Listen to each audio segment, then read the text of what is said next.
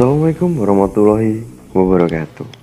Jumpa lagi dengan saya, Dias, di channel Studio Horor.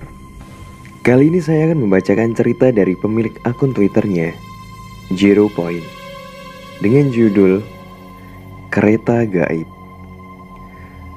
Sebelum saya memulai bercerita, pastikan kalian sudah subscribe dan menekan tombol lonceng pada channel ini, agar tidak ketinggalan update cerita baru pada channel ini. Jangan lupa pasang headset dan mari kita mulai ceritanya. Mas, ngapain jalan malam-malam di tengah rel? Dari mana? Tegur Pak Iting. Saya naik kereta kok Pak. Dari Cikini tadi, turun di stasiun Depok. Jawab Hakim. Apaan? Orang mas saya liatin dari ujung jalan kaki sepanjang rel. Tweet kali ini menceritakan pengalaman mistis yang dialami langsung oleh Om dari Mas Zero Point pada masa sekolah sekitar tahun 2002. Fenomena seperti ini saya ketahui pada masa itu telah beberapa kali terjadi. Mungkin salah satunya orang sekitar kalian. Kisah ini akan ditulis dalam sudut pandang orang pertama karena berdasarkan kesaksian narasumber tunggal. Mari kita mulai. Namaku Hakim. Peristiwa ini terjadi pada masa aku duduk di bangku kelas 2 SMA di salah satu SMA negeri di Jakarta Pusat. Setelah pindah rumah 1 tahun yang lalu, menumpangi KRL Depok Cikini Depok sudah menjadi rutinitas biasa kala itu. Tahun 2002, kala itu belum pada era komuter lain seperti sekarang ini, yang semuanya serba rapi dan tertib. Dulu ada 2 tipe kereta, yaitu ekspres dan ekonomi. Sistem tiketing pun masih berupa karcis kertas. Mungkin di antara kalian juga ada yang pernah mengalami era tersebut. Hari itu kegiatan ekskul di sekolah yang dilanjutkan dengan aktivitas nongkrong membuatku nyaris lupa waktu pulang. Seingatku, sekitar jam 10 malam, aku memutuskan untuk pulang. Meski tidak yakin apakah masih ada kereta beroperasi ke Depok, tetapi aku memilih untuk mencoba dulu. Dibanding menunggu angkot yang tak jelas, aku memilih berlari menuju stasiun yang menurutku akan lebih cepat dengan memotong jalan. Stasiun Cikini sudah sepi saat aku tiba. Bahkan beberapa spot lampunya sudah dipadamkan. Tidak ada seorang pun di lantai dasar stasiun. Aku bergegas menyusuri tangga menuju loket tiket untuk membeli karcis. Samar-samar dari kejauhan loket nampak sudah gelap. Aku terus mendekat untuk memastikan. Seorang bapak-bapak berpakaian satpam muncul dari sisi kiri mengagetkanku. Tanpa sepatah kata, satpam itu menyodorkan 1 karcis kereta ekonomi tujuan Bogor kepadaku. Aku tercengang. Kemudian melihat loket dari dekat memang sudah tutup. Saat itu, aku berpikir mungkin jam operasional petugas tiket sudah selesai sebelum kereta terakhir. Tanpa banyak curiga dan dalam keadaan tergesa, aku menerima karcis dari bapak satpam itu. Bapak itu menolak dengan isyarat gerak tangannya ketika aku memberikan uang pengganti. Pikirku, dia baik sekali memberikanku tiket kereta terakhir untuk pulang. Terima kasih Pak, ucapku yang tak terbalas. Kemudian bergegas berlari menyusuri tangga menuju peron stasiun yang terletak di lantai paling atas. Aku tiba di peron stasiun dengan napas terengah-engah. Sangat sepi dan suasana entah mengapa terasa berbeda. Lampu peron terasa lebih redup dari biasanya. Di peronku tidak ada siapapun, hanya ada aku seorang. Tetapi di peron seberangku, arah stasiun Jakarta Kota, ada beberapa orang duduk menunggu dalam diam. Mulanya wajah mereka merunduk, tapi tak selang berapa lama mereka semua beralih menatapku dengan pandangan kosong dan wajah pucat pasi. Aku mencoba berpikir positif. Mungkin mereka menatapku karena hanya aku, satu-satunya objek yang ada di seberang mereka. Bulu kuduku meremang seketika. Aku merasa sangat gelisah, berharap keretaku cepat datang.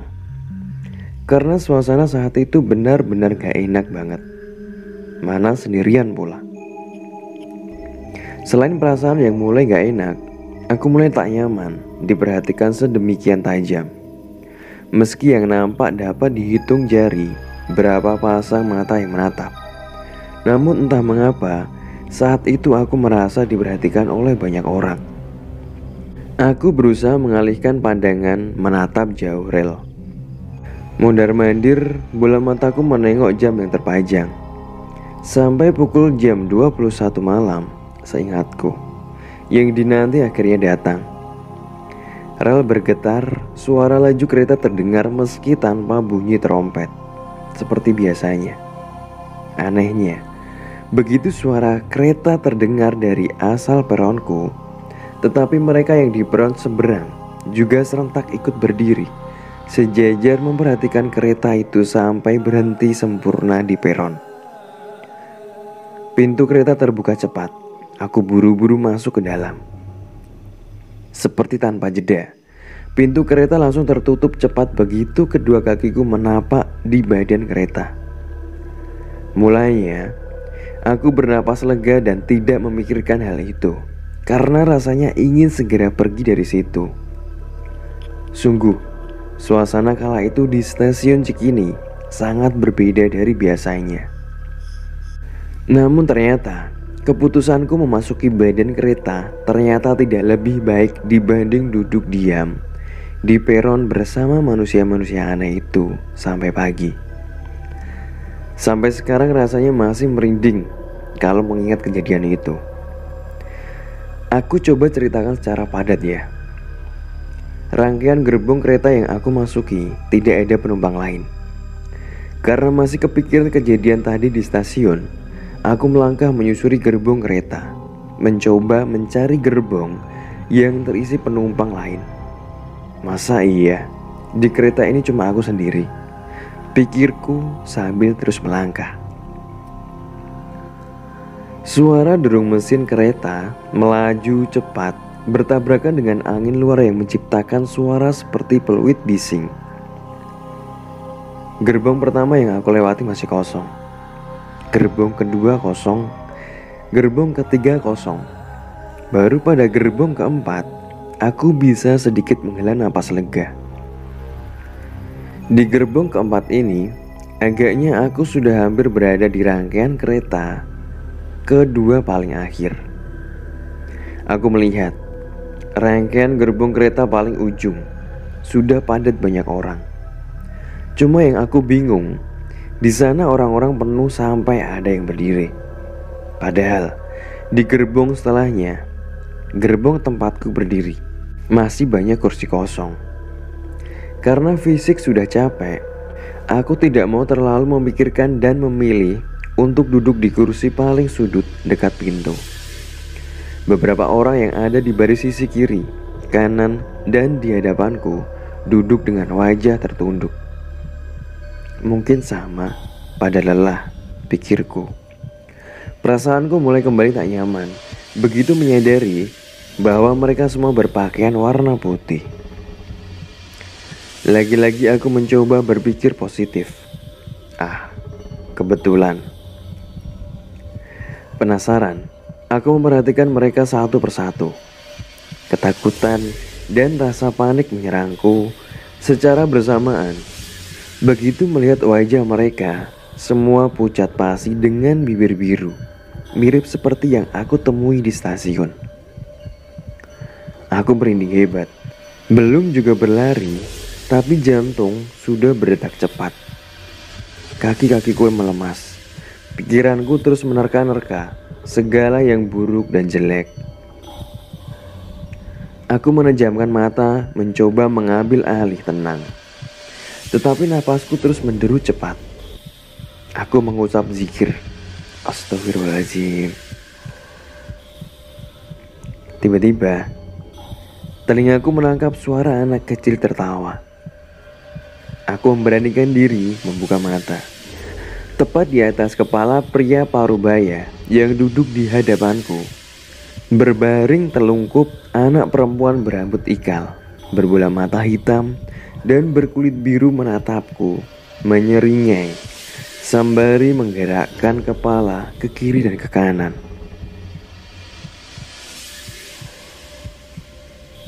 Anak itu mengulang rapalanku dalam hati, disusul oleh tawa riang. Anehnya, orang-orang berbaju putih di gerbong itu masih duduk tak bergeming, meski tawa anak itu memekikkan telinga, seolah hanya aku, satu-satunya manusia yang merasa ketakutan di sana. Sisa-sisa keberanian yang susah payah ku pertahankan buyar, seketika begitu sosok anak itu tak henti tertawa dan mengulang apa yang aku ucapkan. Aku beranjak bangun. Lalu seluruh sosok dalam gerbong itu menatap satu ke arah tertuju padaku. Dari situ, aku melihat ragam wujud mereka. Sebagian berwajah hancur, berkulit biru, berambut ikal. Beberapa dari mereka ada yang bermata bolong, bahkan bermuka rata.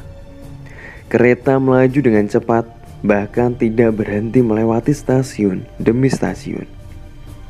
Aku panik. Tak tahu apa yang harus aku lakukan selain berdoa dan menghindar. Dengan langkah menyeret dan keringat menetes, aku berupaya pergi dari gerbong itu menuju dua gerbong setelahnya. Di gerbong itu hanya ada satu sosok laki-laki parubaya yang duduk di barisan paling sudut. Sosok itu mengenakan baju putih, duduk merunduk seorang diri. Aku gemetar. Aku merasa sosok itu sama seperti sosok-sosok aneh yang aku temui sebelumnya. Baru saja ingin berlalu melewatinya, tetapi langkahku terhenti begitu melihat dari kejauhan, tepat di garis lurus pandanganku. Terlihat penampakan sosok nenek-nenek bungkuk, berambut putih ikal kusut, bermata bolong, dan dia menjulurkan lidah panjang hingga menyentuh ke lantai gerbong. Sosok itu melangkah mendekat ke arah gerbongku. Ya Tuhan, kala itu aku merasa hidupku akan selesai. Tubuh ini benar-benar lemas. Rasanya seperti mau pingsan, tapi gak pingsan-pingsan. Mau lari juga bingung.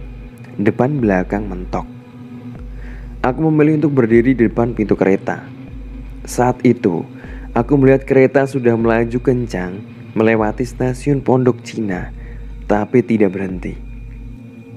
Tak henti sampai di situ. Berikutnya, sosok lelaki parubaya yang duduk di barisan paling sudut tadi seketika menoleh melotot ke arahku. Wajahnya pucat pasi. Dia melotot tajam, kemudian menyeringai. Yang terjadi berikutnya benar-benar membuatku merasa nyaris kena serangan jantung. Karena panik melihat kepala dari sosok laki-laki parubaya itu terlepas dan menggelinding ke arahku. Bisa dibayangkan, aku lemas bukan main. Semua rapalan ayat-ayat doa aku baca acak. Aku hilang fokus. Ditambah, sosok nenek-nenek bungkuk berlidah panjang itu semakin mendekat. Badanku gemetar, benar-benar merasa ajal sudah dekat. Suasana makin gak karuan ketika aku mendengar suara hentakan kaki berlari dari ujung gerbong ke arahku. Aku tidak berani menoleh sama sekali. Aku berdiri tegak lurus di hadapan pintu kereta. Suara derap lari itu semakin mendekat. Lari, lari. Suara sentak wanita bergaung entah bersumber dari mana. Aku sudah tidak punya nyali lagi untuk menoleh ke arah manapun. Menatap keluar sudah arah pandang Temara menurutku. Lari! Sentak suara wanita itu lagi. Tuhan menyelamatkanku. Kereta berhenti dan pintu gerbong terbuka. Aku buru-buru keluar dan tubuhku roboh ke bawah. Kereta itu berlalu cepat. Aku melihat sein stasiun Depok. Aku turun di stasiun Depok, di tempat tujuanku. Tak mau ambil pusing dulu dengan apa yang terjadi padaku di kereta itu. Saat ini, aku menyelamatkan diri adalah hal pertama yang harus aku lakukan. Aku buru-buru beranjak mencari pintu keluar, tapi stasiun Depok kala itu udah gelap. Pintu keluar juga sudah tergembok. Aku berjalan menyusuri sisi rel untuk bisa keluar di persimpangan jalan di depan. Seingatku, ada portal penyeberangan di sana. Aku baru bisa bernapas lega ketika kendaraan-kendaraan yang berlalu lalang sudah bisa terlihat. Aku keluar di persimpangan rel dan menepi di gerobak gorengan yang sedang mangkal. Pak Iting, tukang gorengan itu menegurku. Dia melihat aku berjalan menyusuri rel dari ujung sebelum stasiun Depok. Aku menjelaskan kalau aku tadi naik kereta dari Cikini. Dari tadi saya nggak lihat kereta lewat, Mas, tegas Pak Iting. Aku syok, teringat rangkaian peristiwa yang aku alami barusan. Di sini aku baru merasakan nyeri di sekujur badan, lengan dan kaki. Aku melihat bahu dan kaki-kakiku penuh luka lebam biru. Bukan cuma itu, sampai rumah Om buka baju. Pas ngaca, badan Om semuanya juga pada biru-biru memar. Ujar Omku menutup ceritanya. Sampai sekarang, Om masih merinding kalau ingat kejadian itu. Terus, ternyata Om cerita ke teman-teman Om. Banyak juga yang mengalami kejadian kayak Om di kereta kayak gitu. Lanjut Omku. Aku terkesima mendengar ceritanya. Lalu penasaran untuk mencari tahu lewat kacamataku. Pada malam 1 Suro, aku melakukan perjalanan menggunakan KRL untuk mencari tahu dari sudut pandangku. Kereta gaib ini memang ada dan eksis pada masanya. Terkait kereta api, Indonesia punya histori panjang dan peranan penting pada zaman penjajahan. Ada satu kereta yang memang kala itu khusus mengangkut para tahanan yang disiksa. Bahkan, beberapa dari mereka ada yang meninggal di perjalanan. Konon, gaib yang sifatnya merekam dan mengkopi ini menjadi landasan awal adanya kereta gaib yang menghantui bersama jiwa-jiwa tak tenang, yang mana eksistensi mereka ingin diakui bahwa mereka ada. Banyak hal menarik tentang cerita yang kudapat dari mereka pada masa peristiwa itu. Aku sedang mempersiapkan ruang yang lebih leluasa dalam format video agar dapat mengajak kalian untuk terlibat merasakan eksistensi keberadaan mereka. Peristiwa ini masuk daftar penelusuran di program Kulik Misteri yang akan dirilis di YouTube Mas Jero Point. Sekian cerita dari Mas Jero Point. Semoga menghibur. Wassalamualaikum warahmatullahi wabarakatuh.